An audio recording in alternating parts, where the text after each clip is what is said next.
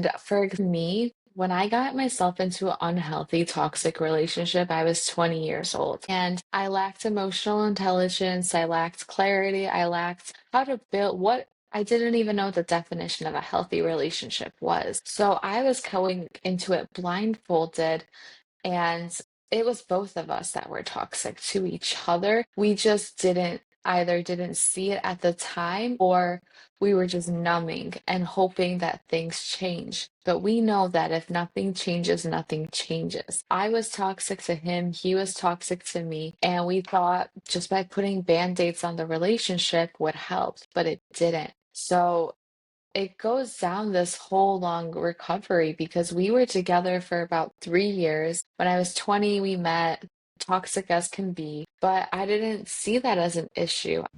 Leo season's here, and if you've been craving the courage to show up and be truly seen, I made something for you. Safe to Be Seen is my new seasonal workbook filled with soul-centered prompts, mirror work, and grounding rituals to help you embody your light without fear. This isn't about performance, it's about presence, and you're ready. Download it now at my website, empoweredwithmelisahepner.org, or you can go to my link tree on my Instagram, and there is a link directly there.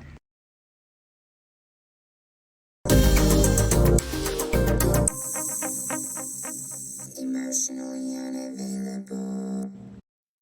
Okay.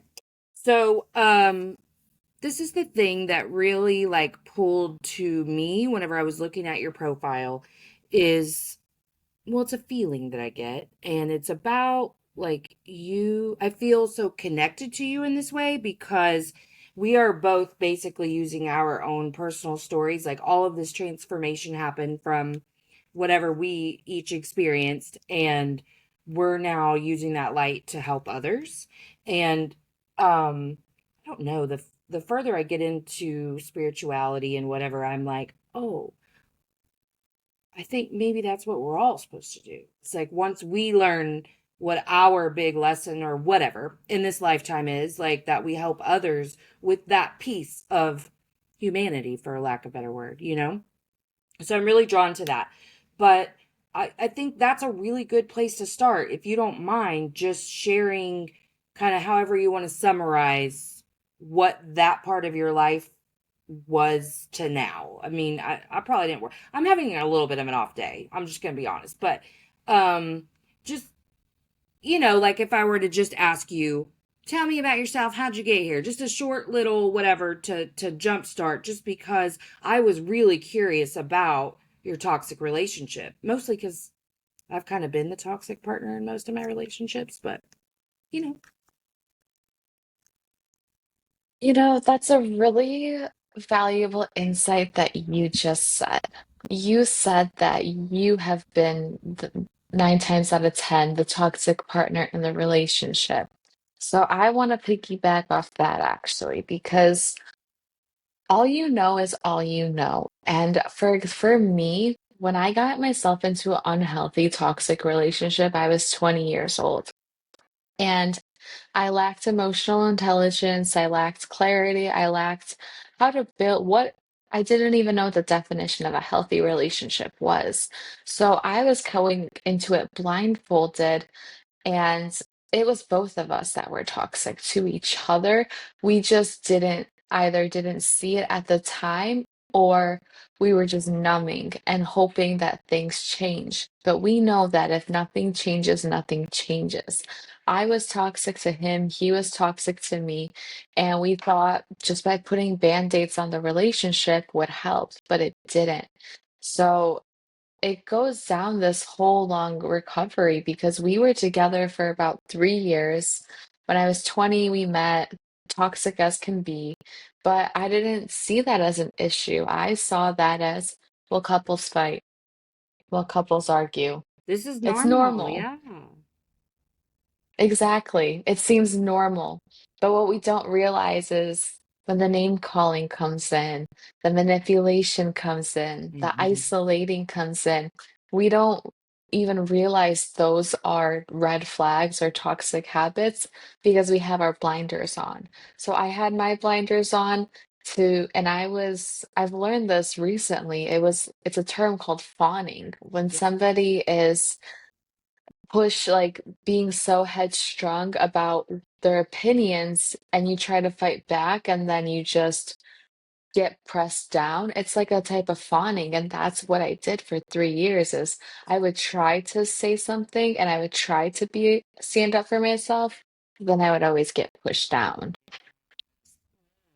You have said so much. My brain just started firing off like all of these questions, and I'm like, no, focus. Um, I love to hear you say this because I feel like it takes a higher level of consciousness to be able to take into account victim consciousness. You know, that we really do create our victimhood inside of this box when we only see the world one way. I mean, because that's really what it boils down to, right? And this is why I think this is what was distracting me because I like wanted to. I'm an interrupter, so I try not to do that. But I wanted to say it, and then I was like, well, you probably shouldn't say that anyway. But truly, this is why I feel like most I'm nervous traditional like therapy models for couples aren't it because it still has a very polarizing view of a situation. One party's right, one party's wrong. Even when you can say, well, you can understand how they feel this, right? And you can understand how they feel this, right? It's still not there because you have to see how it is your projection and your perception that's shaping this reality. And until you know all about yourself, you can't be in a healthy relationship because you're asking them to almost recreate you, if you haven't done work on yourself. Do you agree or am I like sounding crazy? No, I completely agree with you. How can you explain to somebody what your favorite color is if you don't know? How can you explain to somebody what your favorite food is if you don't know? Mm-hmm. If you don't know yourself and you don't know what your limits and your boundaries are, how are you going to explain that to somebody else to create a healthy relationship? Yeah. This is so interesting. I was thinking about this the other day. I was like, my ex and I, we would always eat the same type of food. We would always eat like some kind of Italian food, whether it was pasta or pizza. And then when I left the relationship, I realized those are not even my favorite dishes. Like I'll eat them and I'll tolerate them, but they're really not my favorite dishes. So what was I doing? I was pushing myself down to fit into the image for what somebody else wanted me to be. And I wasn't even truly being myself. So it's like I didn't know who I was because I was trying to fit in this box. I didn't want to ruffle feathers. I was trying to keep the peace. But what I didn't realize was when I was trying to just keep the peace, I was actually destroying myself. Not only was he trying to destroy me, I was self-sabotaging by trying to keep the peace. At the time, were you telling yourself that you were keeping the peace, or did you feel like you were going with the flow? You know what I mean? Like, well, that's not that big of a deal, so I'll just do that. Like, where it feels like you're just breezy, you're wanting to be that girl that people tell you to be, the girl with not too much attachments, balancing the too much and not enoughness, and not needing them too much, things like that. Did it feel like actually just like keeping peace or more like I'm just going with the flow? Both, actually. So when we were in public, my ex would always say, when we're in public, we have to look perfect on the outside. We have to look like we have everything together. And then whatever issues we had to deal with them behind closed doors so nobody would see. So in front of people in the public, I would be like, yeah, that's fine. Yeah, we're cool. Yeah, you want to stay out with your friends until 3 a.m.? Go ahead. And then whatever issues we had would be really explosive behind closed doors. So that's where I was trying to keep the peace. I was trying to just not, I was walking on eggshells because I didn't want to deal with the consequences. Okay, so when you say consequences, was it like did he do the type of manipulation that was like you're just being controlling, like if you didn't like him staying out till 3 a.m., like once he got home, because God knows that would have been explosive for me too, if I'm having to force shut down everything that's coming up. I'm a really reactive person by nature anyway, just from trauma. So if I have figured out a way to not completely explode on you in that second because we have to be perfect on the outside, which is absolutely nuts to me. Like, I didn't know anyone ever actually said that out loud. I thought it was like a motivator, like I'm so serious. I cannot believe that. I mean, I definitely know I've thought things like that. I've never said that out loud in my entire life. So I'm a little taken aback by that. But was it like you're trying to control me, or you don't love me, or things like that, or just like whatever, you're crazy? All of the above. It was all of the above. I'm not a licensed therapist. I'm not a psychologist. Everything I talk about is based on my personal experience and everything that I have learned through the years on my journey. And I don't use this word lightly, but there was a lot of narcissistic traits. So there Mm-hmm. was a lot of love bombing, gaslighting, isolation, all of those things belittling me, like trying to press me down.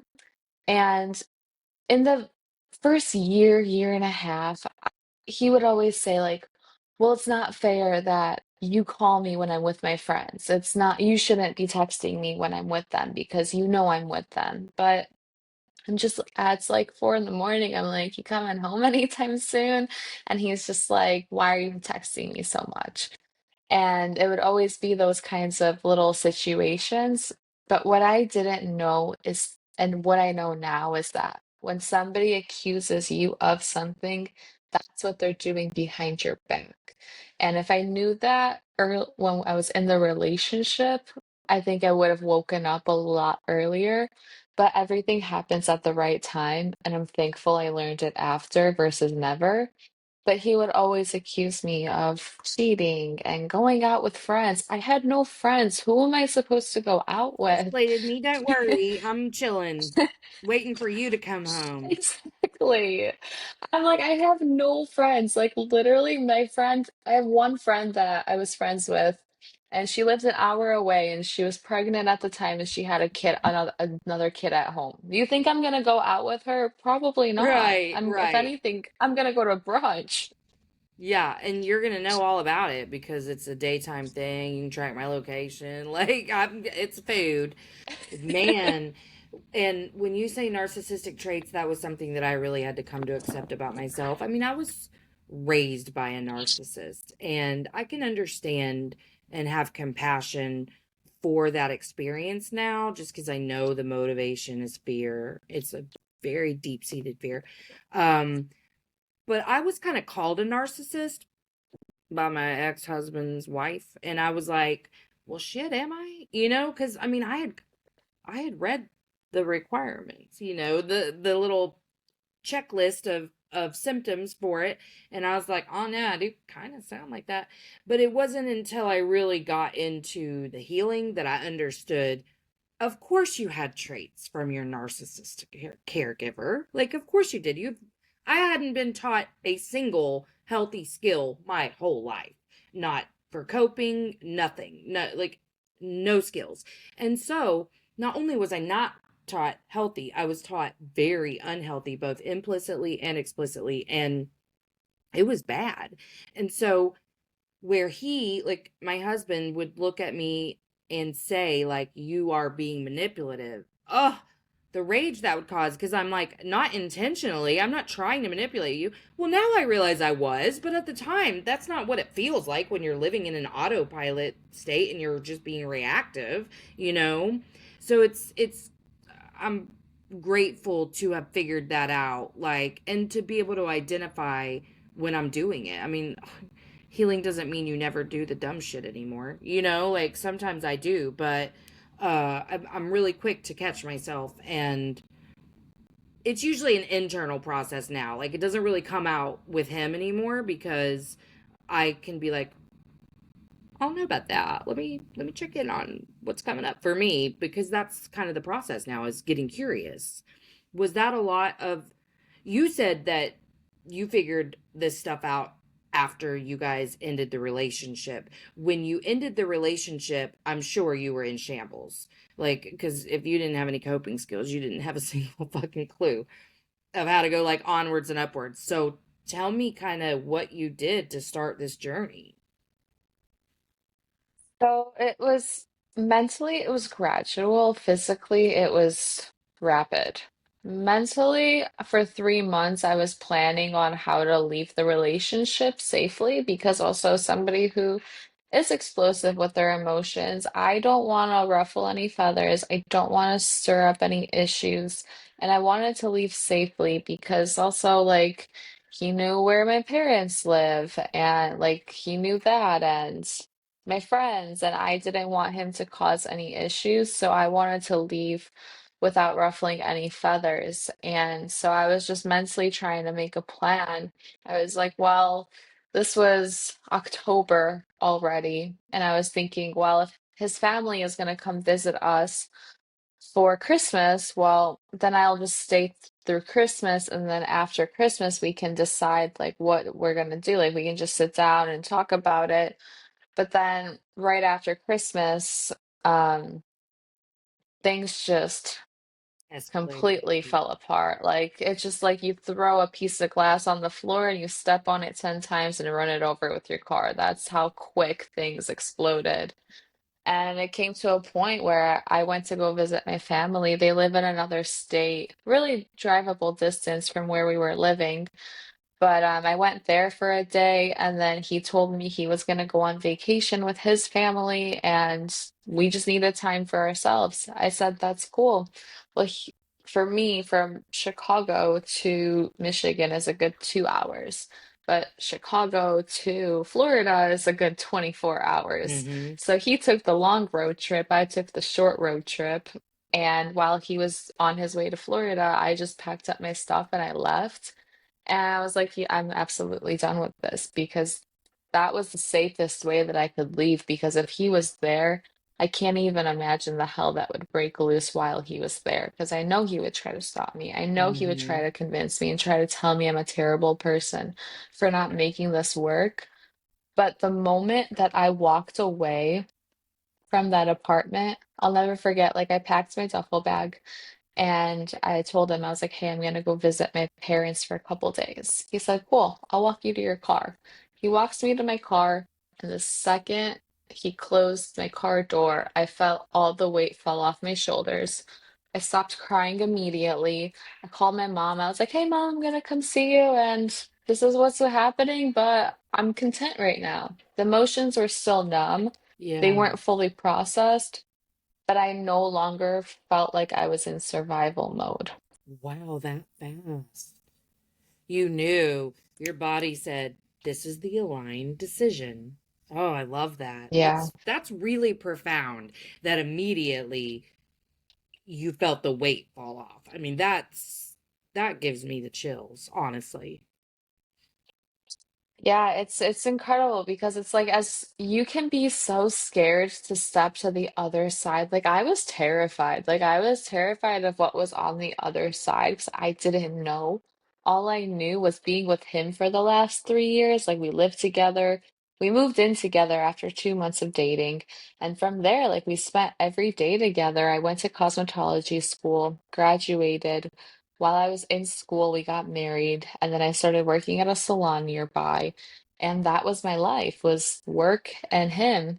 So that when I was making the decision to leave, I was terrified. But Yeah. the pain, it just couldn't compare to the fear on the other side because every single day I was crying. Every single night I was up till 6 a.m. bawling my eyes out.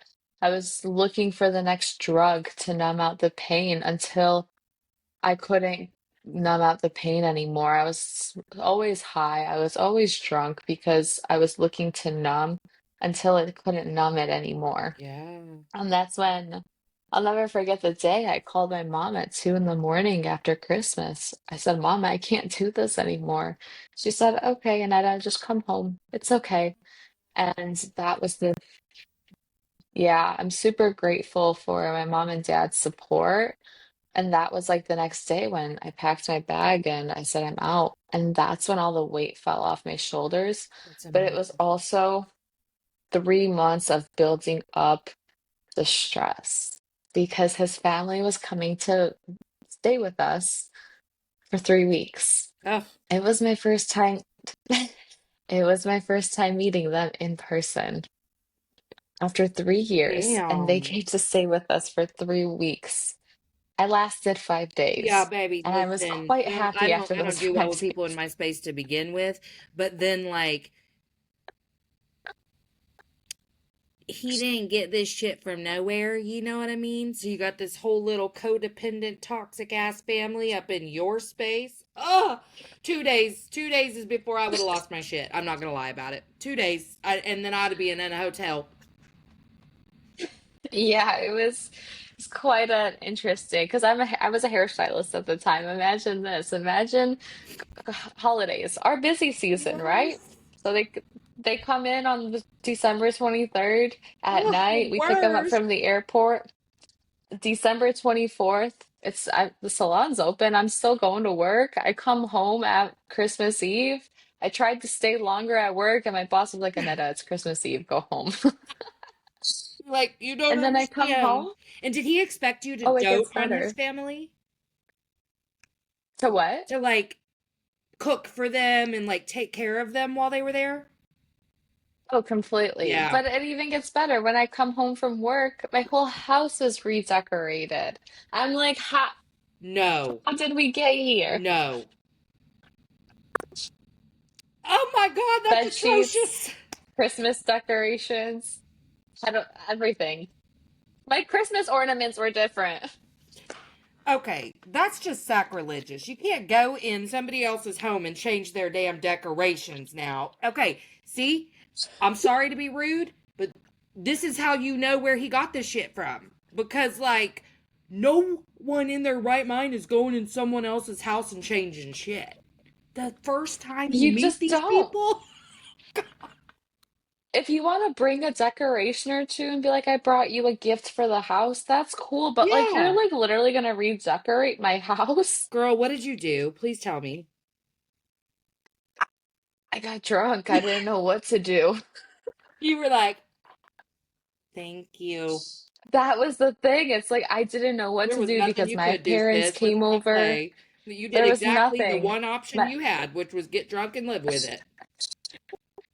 yeah, yeah, literally. And then 2 days later, I was like, I can't. So then I left because it was just so chaotic. Like my parents and my brother came over, so they were there. I couldn't say anything, and then they were all hee hee ha ha in the living room, and I was like, only God can help us. You're like, I'm gonna pour me another one, honey. I'm really feeling empathetic for you Just right now another because one, I can't please. even, I could, I, because here's the thing the way my narcissism really pops out is like my need to control everything to death, especially my living environment. Like, Mm. over the last 6 months, I've kind of let things go because I live with four other people who don't give a fuck if I have a clean house. And I'm like, I don't have the energy level that I used to in my 20s to where I could keep up with shit. I'm 45 now, okay? So I cannot do all this by myself. So I'm learning how to like feel safe even in a messy ass house. That sounds stupid, but for a while I would have died if like my house looked the way it does. So if somebody came in my house who I already don't want there cuz I don't want anyone, not my best friend, no one. Like that's a new thing I'm integrating this year is learning to invite people over cuz it's a thing that makes me feel just awful. But like when I was at the height of any of my narcissistic traits, oh my god, I honestly don't know. I I think I would have been high probably.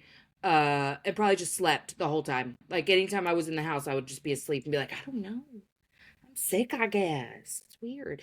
Although, if you had done that, he would have gotten onto you. But I did do that, so he was on to me. Yeah. I already That's know the how that thing. went. You're treating my family like this. Yes. Mm-hmm. Exactly. Like I literally got to the point where I was like, I just don't care anymore. Like, I wouldn't even go in my car to smoke. I would literally just do it in my bedroom and Because I you didn't didn't want even to care walk to open past the them. window. Yeah. didn't even care to open the window or close my bedroom door. That's how out of it I was. I was like, I don't care. I just don't care. I just want to get out of this apartment. Oh my God, you poor thing. You poor thing. But it really does highlight like family systems create so much of this, and it's our responsibility to figure it out for ourselves. But if this is all you know, it's so hard to see the other things to know, you know?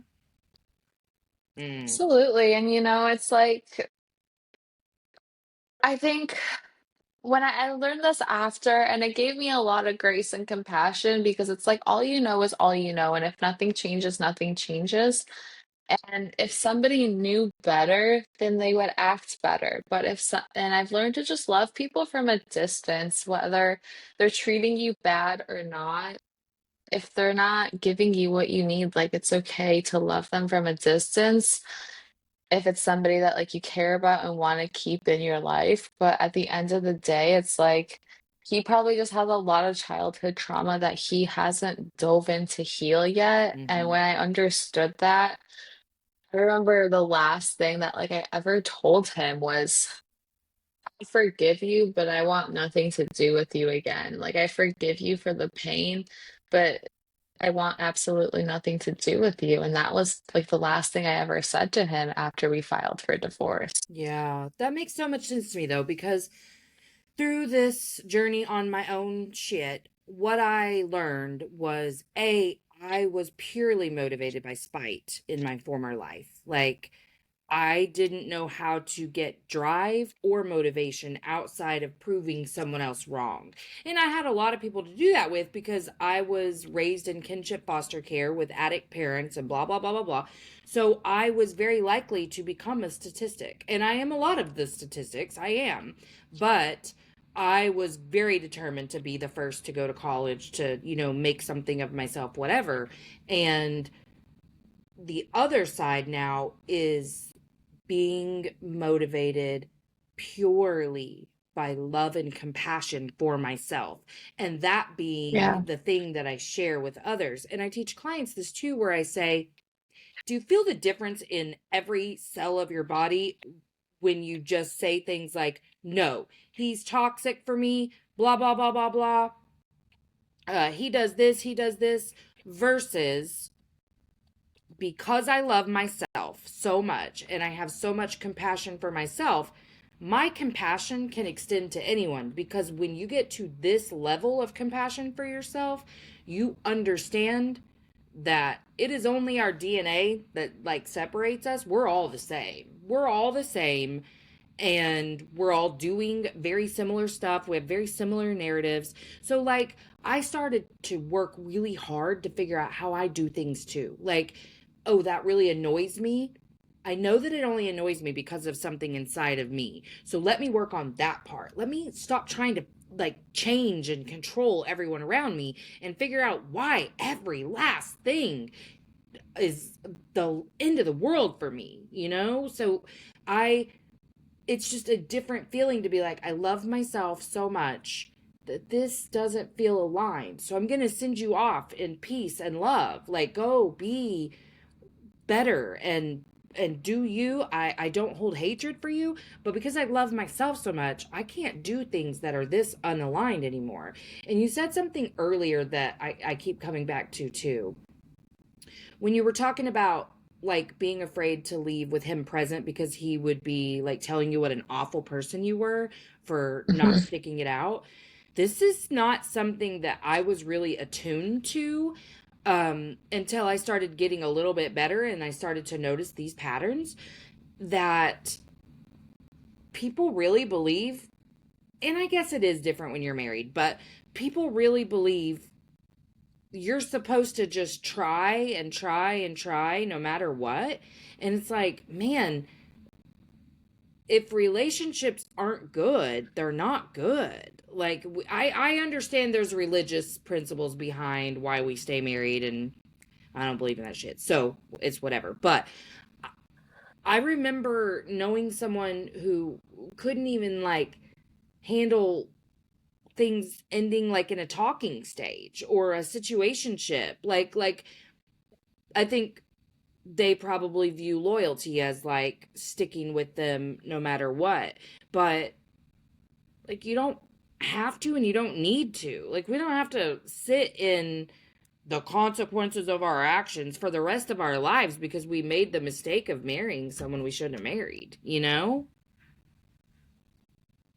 Absolutely. It's like you don't have to live in pain and you're not meant to suffer forever. I would say suffering is for a season and Mm-hmm. challenges are a season, but they're not forever. So you don't have to. Like my season of the pain and the suffering with him was 3 years.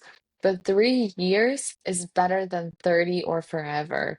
So I'm thankful that it was only those 3 years of trials and tribulations and tests because it gave me the opportunity to really snap back into reality and think, what do I want? Mm-hmm. What is it that I want? Am I getting fulfilled or not? Am I running in circles, getting suppressed? Or am I really becoming who I'm meant to be? And if I wasn't becoming who I was meant to be in that relationship and that relationship wasn't adding value, then I need to move on because this is not okay. Yeah. One of like the biggest things is nobody wants to go through a divorce. But it's better to get a divorce than be unhappy and live in pain for the rest of your life. It's better because I was so scared on the other side, but to go to the other side. But once I did that, I was the happiest I could have ever been. I wasn't healed fully. I wasn't processing my emotions, but I knew that if I went through the pain, that kind of pain, there only had to be something better on the other side. Absolutely. Ooh, I love that. So what started this side of the journey? Because you left and you felt better immediately, but to become this version of you, I know took a lot. So what did that look like? For me personally, it was travel. So I started traveling as soon as I could. I mean, in a matter of 5 days, I left my ex-husband, I quit my job, I moved out of Chicago, moved back to my parents' house, and I left the country all in 5 days. And I went to this country called Belize, and Ooh. God only knows what happened there. But it was one of the most freeing things because I was able to meet people and they didn't know me based on my past unless I Mm-hmm. said something. Growing up in Chicago, everybody knew me based on my past. My clients, they want to know the updates of my life every time they come in and vice versa. So it was hard to heal in a salon environment because if you have this one client that comes to you once every 3 months, well, she comes in month one. And then 3 months later, she wants to update. Well, I don't want to talk about the divorce anymore. I want to move on, but she wants to be updated. So it was a constant circle, and it was hard to heal in that environment. So Mm-hmm. I started traveling and I started discovering who I am and making friends abroad. And that was one of the biggest eye openers was just traveling and really getting a feel of what life could be like past those four walls. I love that. You know, travel's not for everyone, but when you do it, even if it's local, like going to, because for me, nature's been a really big part of my healing. But even if it's just going to like a lake in your state or a state park or whatever, like getting out of whatever your current environment is so important. Completely. And it's like, so you don't have to go as extreme as I did of just leaving the country or moving to a new country, but go to a new city, go to a new state if it's close by, if it's drivable, or if there's a bus or a train that you can take. Just go somewhere that's unfamiliar to you so you can reconnect with yourself. It gives you the opportunity to think about what's actually more important, the way that this person treated me, or where am I going to go find a grocery store? Where am I going to go sleep? Because when you're in a place that's unfamiliar, you need to figure those things out. to sleep somewhere, to eat something, to make friends. If you're driving, where's the nearest gas station?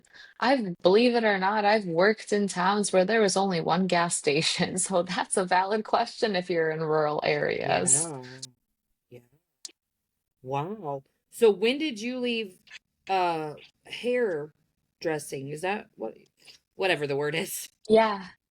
Yeah, so I was a hairstylist from 2020 up until 24 May of 2024. That's when I Wow. left. So a year. And What have from, you been doing? yeah, I packed up my life and I moved to Mexico. You're in Mexico? I lived in Mexico for the last year. I packed my life into a carry-on suitcase and I said, I don't know anyone here. I don't know the language, but I'm gonna figure it out. And it was such a blessing. And I recently relocated a few weeks ago, Wow. What part of Mexico? Mexico City. Wow. And what did you do there? So it gave me the opportunity to just really heal and like start a whole new life. But I was able to write a book and I started my podcast, Nourished Inside Out, as well, because I was taking my healing journey a lot more serious and I wanted to share my education with more people. So the best Yeah. way I can do it is through writing and yapping. I love that. Are you a Gemini? Leo. Leo. Okay, that makes sense. Um, what tell me about your book. Yeah, so I had a lot of limiting beliefs that I had to release. For example, when we get older, a lot of people will say, I need to learn this, I need to learn that. Well, not necessarily. Maybe you need to unlearn a lot of things. Because as we're children, we're so, in the formative years, we're so outgoing. We talk to people. You're at the grocery store, you see a toddler, and the toddler says hi to you because they're not formed by the world yet. So they still have that childlike in them. And when we get older, we get more closed off, we become more introverted, and we start to have negative thoughts about ourselves. So it's really unlearning and letting go of those limiting beliefs. So I started my first book, a 31-day positive affirmations and gratitude journaling, to really get into the habit of switching that mindset from negative to positive.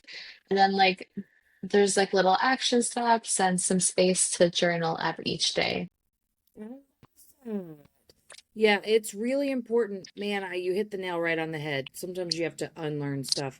For me, it was I did an identity audit because I was doing a new moon thing and they're like, yeah, so do an identity audit and then figure out like what's the incongruency between like this person you're trying to become and what you are right now. And I was like, nothing. I'm already all of like I figured it out. Like at first I was like, yeah, and I'm writing it all down. Now I'm going through and I'm figuring out what my limiting beliefs are. Like if I want this, what is the thought that pops up at very first, and I'm writing it down.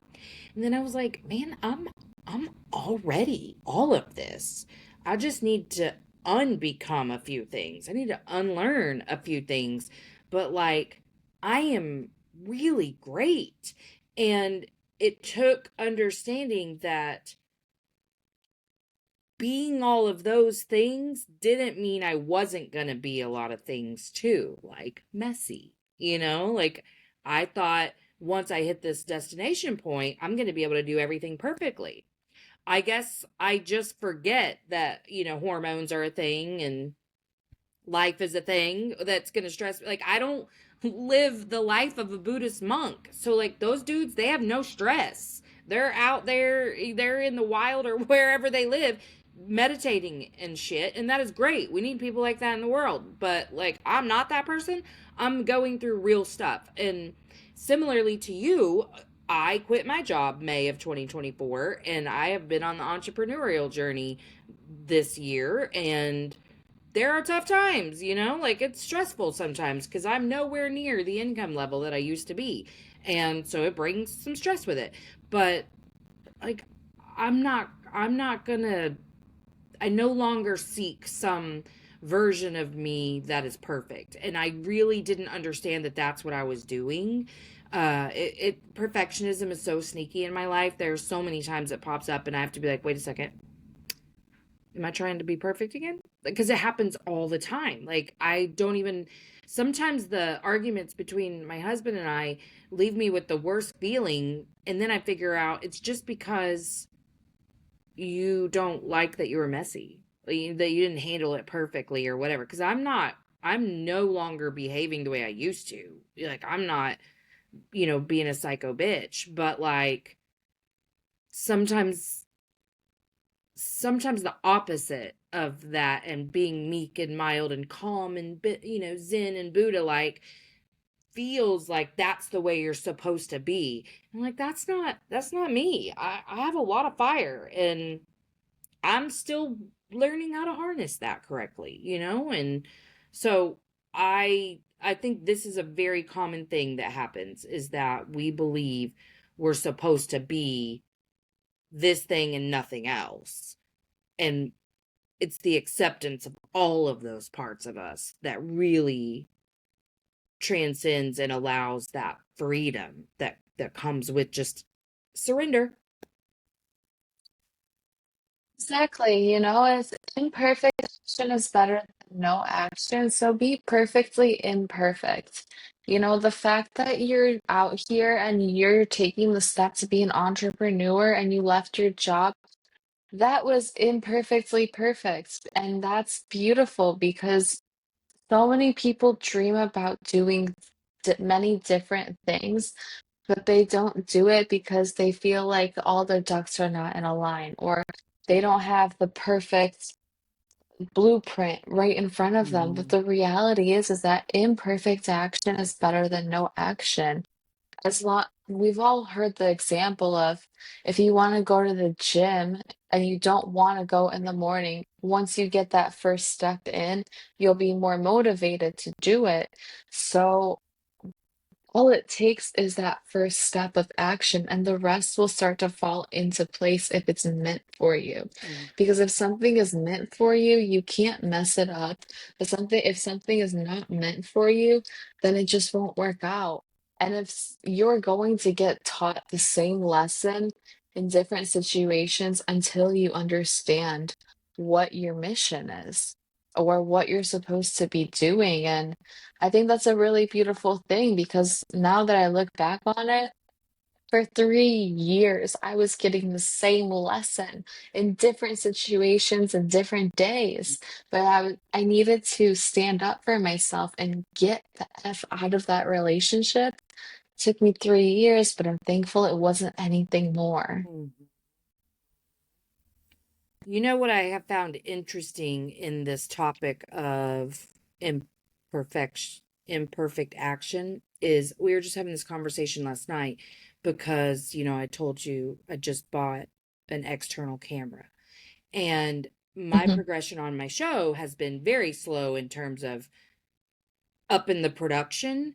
I said, perfect is the enemy of good. I don't know a single thing about what I'm doing. And those early episodes were rough. They were. But I figured it out, and I just started doing one thing at a time, figuring stuff out. And, you know, uh, first it was scheduling. Okay, great. I found Calendly. Like, I just did things as I went. And what I have found, because my son was telling me that he sees people feel like they have to throw in all this money for production and all of this money for backgrounds and, assistants or even producers, the things that require that a podcast requires. But we were talking about how, like, it's so much better for you to go in not with none of that stuff and just put your heart and soul into it. And when you put your heart and soul into it, the rest of the stuff doesn't matter as much, and it happens organically. It'll just come. Versus if you go and upfront all of that stuff, there's a really good chance your heart's not in the right place. Like, podcasting may not be for you. You know what I mean? Like, it might be. I'm not saying it's not. But if you didn't have this thing in you that just said, this is what I've wanted to do my whole life is talk, like, or whatever. For me, it really was that. And also, even before I was comfortable expressing what I believe my gifts to be, I knew that speaking is a gift for me, that I communicate well, and that I knew from a very young age my purpose was to alchemize this pain that I was given in childhood and share my story, that I would help others. And so looking for a medium to do that my whole life was really normal for me. So, podcasting came along. It just took me forever to like get over my fear of being seen, even though I wanted to be seen so bad. I was so afraid of it too. So once I like got over that, and again, the fear of staying the same just, you know, got greater than the fear of change. Like I couldn't live that life anymore. So it was like, okay, well, I'm just going to do this. But I have come across quite a few people that are really uncomfortable with my like willingness to do things. I don't feel like I'm doing things half-assed, but like I feel like that's the perception sometimes, because first of all, for me to execute from A to Z an entire plan of anything, I need some collaboration. So if it's just me, I don't know if you're into human design or at all. I only know a little bit, but I do know I'm a generator, and I respond. I'm not the creator. That's why I need a template or whatever. I can make a template 1,000 times better, but I can't start from scratch and create something. That's why I personally pay for AI, is because I'm like, help me come up with an outline for this. And then I won't even end up using any of the stuff, but it gave me a format to work with. And I'm like, oh, okay, great. But I've come across people that are like, well, we need this, this, this, and this. And I'm like, why do you have to have all that just to start? I don't understand. Why do we have to have all that? And I got into some real conflict with a couple of people over that. I mean, I didn't engage in the conflict, but they were conflicted. Yeah, that's a really great point to bring up because you don't have to, it's just really getting out of your own way. Because the only person stopping you from achieving what you want is you and the thoughts that you allow in your mind. If you are afraid of being judged, then yeah, that's what people may not be judging you, but in your mind, you're gonna think they're judging you because that's how you're portraying yourself. So it really does start with getting out of your own way. I had to get out of my own way so many times, especially when I was in the relationship, because like, people were always judging me, but remember, I couldn't show it on the outside. So I had to look perfect on the outside, but deep down inside, I was insecure. I was emotionally unstable. I honestly don't even recognize that person anymore because I was hiding behind a wall. But I had to learn to get out of my own way. And when I started to get out of my own way, that's when my ex started to see, like, oh, like she's actually like doing something for herself and like taking care of herself. And then he was trying to push me back down. So it was a constant battle of, well, maybe he's right. Well, maybe I shouldn't be doing this. But again, those thoughts were trying to come in. So I had to learn to fight those thoughts and get out of my own way. And if you don't get out of your own way, you're gonna be chasing this in the circle, the same circle, over and over and over, because nobody is stopping you from chasing your dreams except you. Yeah, so true. One time I told this girl on Facebook, uh, she's a small business owner, or yeah, that's how I classify her. And she was like, "Man, if I could only this." And I was like, "You know, you got everything you need inside of you." She's like, "Yeah, except money." And I'm like, "You're way off the mark, sis." Like, and this is another thing too that I think people don't understand, especially like doing any sort of entrepreneurship, is that like I've heard so many people be like, "Well, if I can just get investors or blah blah blah, then I can just quit my job and go start this thing." And I'm like, you're missing about 30 steps there. Because the first step is start this thing in your kitchen if that's what it takes. Cultivate that pride and joy. Figure out if it even feels good. Like, did is it what you thought you wanted? Like, is it going the way you thought it would? Not like, are you experiencing setbacks? Because truly, I kind of feel like the more it's meant for you, the more setbacks you're going to encounter, because I don't know. Do you really want it? How much do you want it? Kind of thing. Or maybe that's just been my experience. I don't know. Yeah, I've had a lot of setbacks. I wouldn't say setbacks, but like tech issues, things like that. But just messy. It's been messy. It hasn't been linear at all. It's been very up and down, back and forth, and I'm fine with that. But I just feel like people think the circumstances have to be perfect too. And I get survival mode. I woke up in it. I went to sleep in it. I lived in that for 44 years. I understand. But there is a way to thrive. When shit around you is falling apart, there's still a way to get things figured out, to take that first step to change your environment or whatever it is. Even just leaving a toxic workplace was so great for me, but whatever it is, you can start to cultivate that inner resilience in any situation and start listening to that intuition to take the right steps versus just staying in fear. Well, absolutely. And I think I'm a visual person. So, like, I always try to think about situations in visuals. So, if you have a bow and arrow and you pull the arrow back once, imagine that as a setback. And then you face another setback, you pull the arrow back again, and then you pull it back a couple more times. The arrow is going to go a lot further from the fifth or sixth setback versus the first one. So if you're facing setbacks, it's because you're in the process of being forged into the best version of yourself with the skills and the knowledge and the resilience. So when it's time for you to flourish and to blossom, you're gonna go so far. There's I don't know if you know anything about the bamboo plants, but if you plant a bamboo seed, you're not going to see anything for 2 to 4 years. And then after 2 to 4 years, that bamboo, when it grows through the ground, you can't stop it. Yeah. So, like, imagine, are you willing to make the sacrifice of a small period of your life of building something behind the scenes, and then when the time is right, it will flourish. There's a seed time and a harvest time. The day you plant the seed is not the day you eat the fruit. So the day you plant the seed, you need to water it, you need to nurture it, you need to love on it, and make sure it gets the proper sunlight. That's the same thing with you. You need to make sure you're eating properly, you're sleeping properly, you're talking to yourself kindly, and eventually all of those nourishing aspects that you're adding to yourself, it will cause you to bloom at the right time. So don't give up because you don't see any results right away. You don't see that bamboo for 2 to 4 years because it's in the forging process. Oh, But when it comes, and you can't stop it. that is so profound, because picturing the bamboo breaking through and just going wild. Oh my God. Thank you for sharing that. Seriously.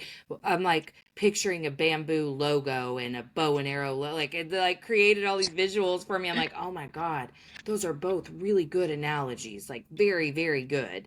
Man, that I'm gonna remember that for sure. Yeah, I think we've just always had the wrong idea about all this. Like we think it's harder than it is, all of this, because the stress now, especially as my foundation gets stronger, but the stress now, like it's nothing compared to, and yeah, sometimes the stress is like, how am I gonna pay my car payment this month? But like it doesn't feel the way that old life did. That life made me want to die. So I can handle some financial hiccups right now for long-term success. You know what? And I am going to take off like bamboo at some point. We're in the slow build right now, and it's an upward trajectory. Things are going great. It's just, money is a little tight, but that's fine. Nothing is that hard. We just make it so hard because of all of the narratives that we've attached and all the meaning that we've attached, all the morality that we assign, all the emotions that we assign to any given event, and learning to just surrender and understand like things just happen. Like it doesn't if they're happening for you and not to you. And that was just a really big lesson for me was none of this is meaningless. It all has meaning. And I've loved everything that you have said today because I feel like you really reinforced that notion. And I appreciate. What is the name of your book? It's called Blooming with Self-Love. Oh, I love this. And when was it released? It was released almost a year ago, so last August. That's crazy. Oh, I love that for you. Yeah. That's Thank cool. you. When did you start your podcast? In May of last year, too? No, in November of last year, so not even a year ago. Okay, great. Yeah, your name, The Nourished Inside Out, sounded familiar. So I must have seen clips of yours or something at some point because that sounded really familiar. In fact, earlier I Googled it to see if like anything rang a bell of how I would have heard that. But I love the name of your show and I love the work you're doing. I would love to stay connected if that feels aligned for you. And collaborate in any way, shape, or form that you're willing to. I'm trying to build community because, like I'm still, I that period where you just kind of, you don't feel the same dynamic with the old people, So, like, I don't spend that much time outside of my house. I work from home now. So, like, everything is just kind of centered around the house. And I'm like, okay, well, I'll make friends eventually, but I decided I would just build a little online community and become friends there. So, if you want to be friends, that's cool.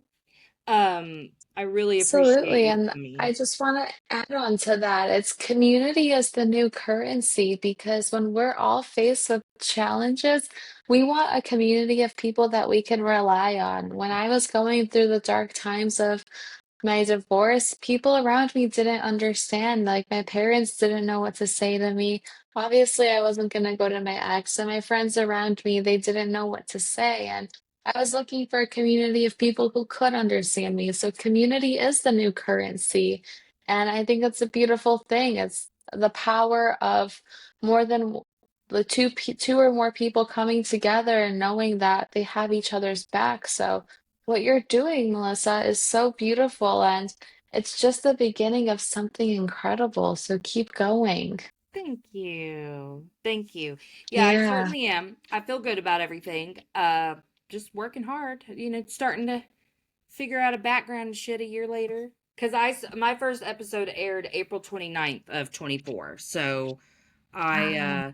I've really stuck with the basics up until now. So like I bought a mic and headphones a couple of months ago, basically when I joined Podmatch because I started to be on other people's shows and I was like, yeah, they really appreciate if you have some decent equipment. So I bought those to be on other people's shows. And then when I got really crystal clear and unafraid to say like, no, I really do want my podcast to make me money. That's where I really want like my focus to be, that and public speaking and maybe more books and stuff down the road. I don't feel super inspired to write right now because I've gotten so comfortable speaking.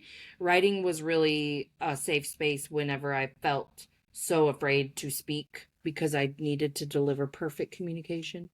Um, so I don't feel inspired to write right now, but I'm sure I will again eventually. But I'm really trying to go all in on my show right now. And I don't know what that means, honestly. Like, I don't know, because I know I don't really want to go to a network, but maybe sponsors or something, just to make an income from it.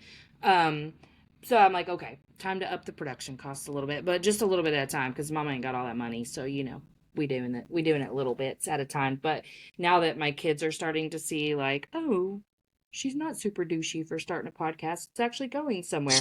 Then my 22-year-old, he's actually been giving me really good ideas because he consumes podcasts. Like I'm like I'm a douche, but like you watch podcasts.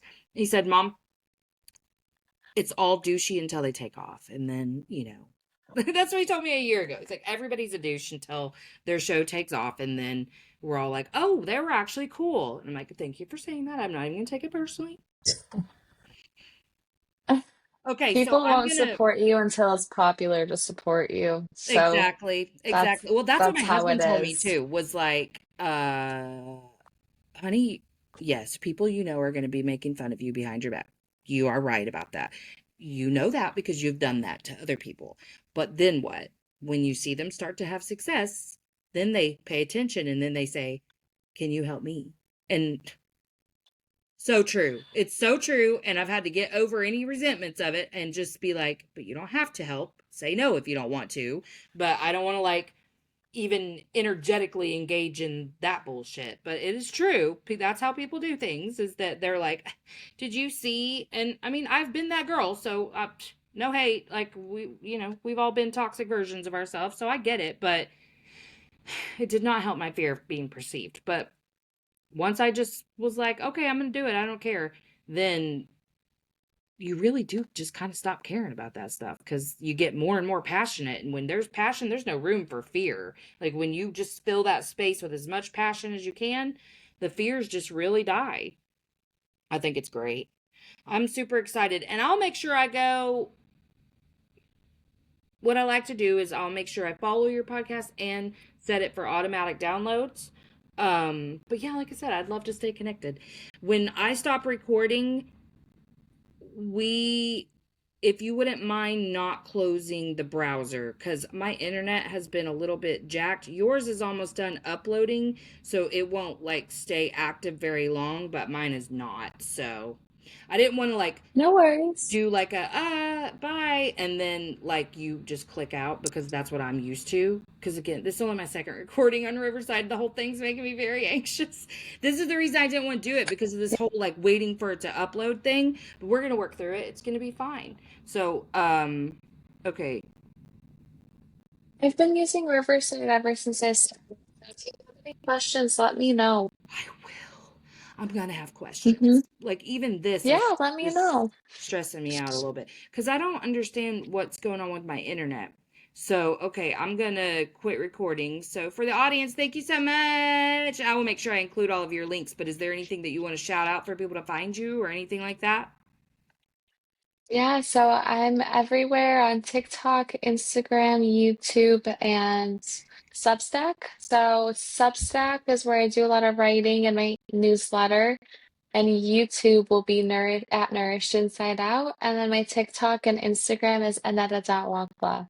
Thanks for the opportunity to be here, Melissa. It's been wonderful. Thank you. I've loved it. Thanks for coming to Emotionally Unavailable. If you haven't already, like, subscribe, and share. Emotionally unavailable.